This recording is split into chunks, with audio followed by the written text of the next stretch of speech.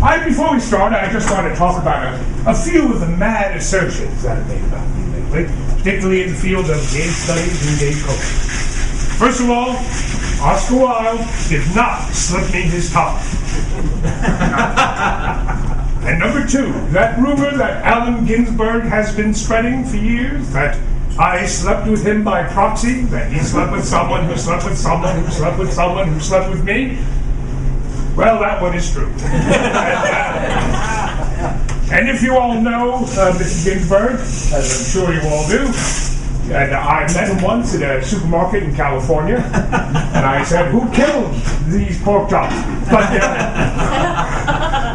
But I think you'll probably be able to guess that if Alan slept with me by proxy, you all have too.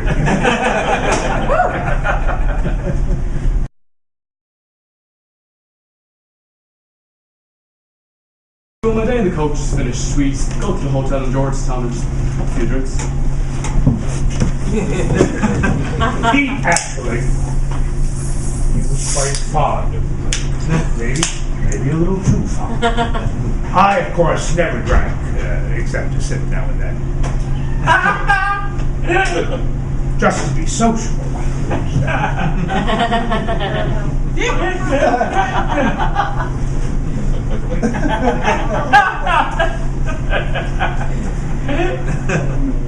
I think it's an Irish thing. But I really have no taste for it.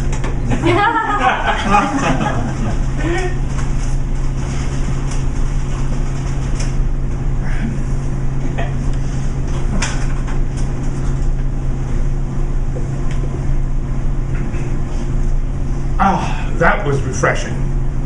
just a little bit.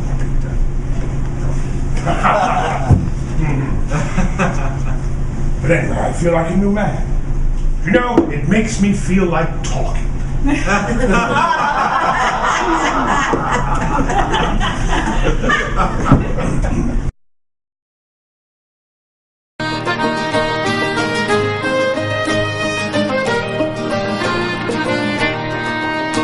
What for should I sing you of Roman or Greek? Or the boys we heard tell of in story?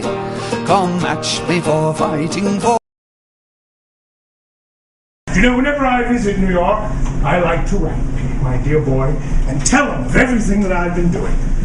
And I was in New York very recently. And, I'll just take you on a little tour with me.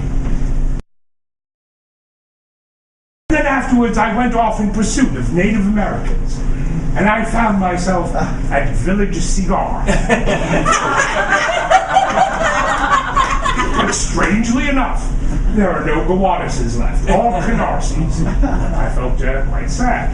But nearby, I did find a place that was filled with cowboys. And even though there was obviously equestrian pursuits in mind, they all talked about going bareback, I didn't see any horses, which was a bit of a surprise. And up the road, there was a monument to, of course, the War of Secession, the Stonewall Inn, after Stonewall Jackson. Very, very nice.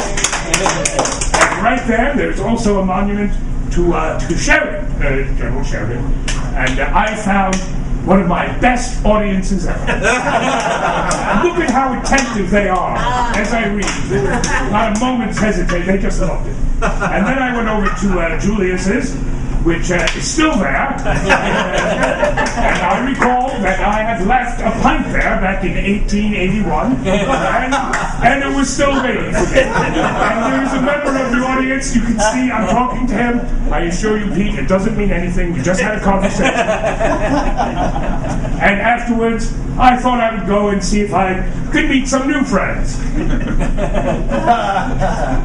But apparently, as they say in New York, I couldn't even get myself a restaurant.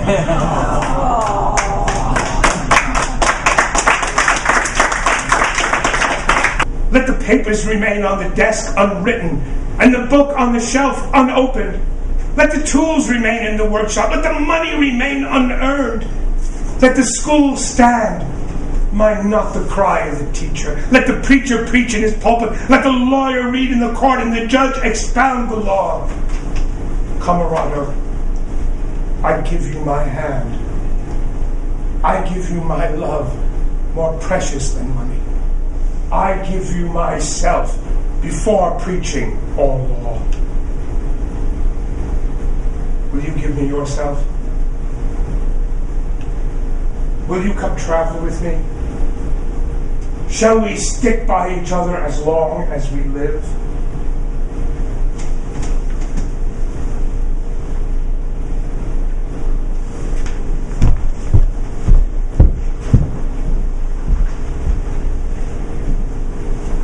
I know he wondered why I saw so little of him in the 3 or 4 years before he died. Go and explain it to him, he understood. In the old days, I'd always open doors to Walt, coming and going, staying as he chose. But now I have to run the gauntlet of Mrs. Davis and a nurse and whatnot. I just couldn't do that. I just get this mad impulse to go over and nurse him. I was his nurse! I understood him. He understood me. We loved each other. Yeah, there were things preventing that too. I saw them. I should have gone to see him at least, in spite of everything. It's okay. Walt realised I never swerved from him. He knows it now, and that's all right.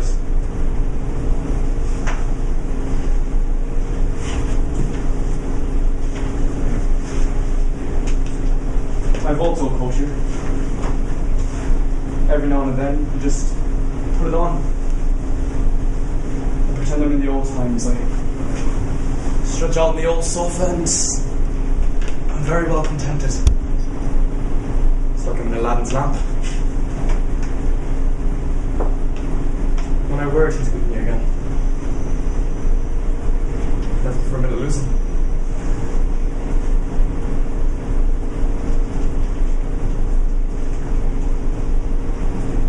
Whenever I'm in trouble or in a crisis, I just ask myself,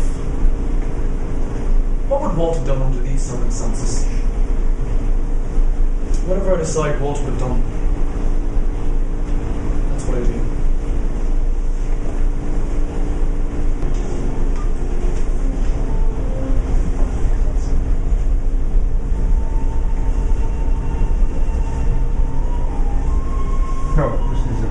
We two boys together clinging, one the other never leaving. Up and down the roads going, north and south, excursions making. Power enjoying, elbows stretching, fingers clutching, armed and fearless, eating, drinking, sleeping, loving.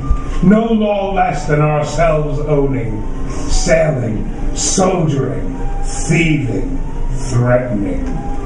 Misers, menials, priests alarming, air-breathing, water-drinking, on the turf or the sea beach dancing. Cities wrenching, ease scorning, statues mocking, feebleness chasing, fulfilling our foray.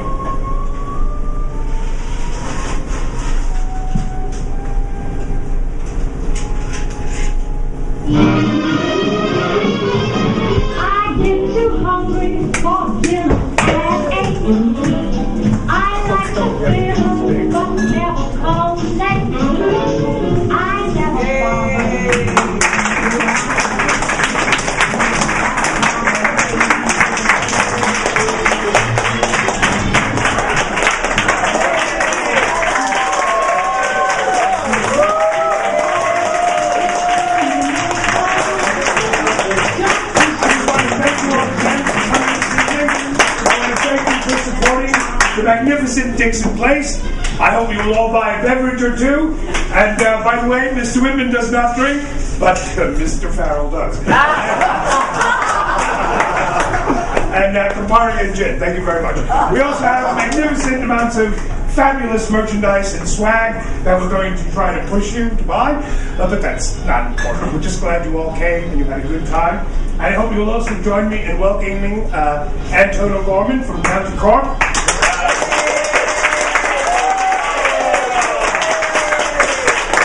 He does not drink, but he will be 18 on Tuesday.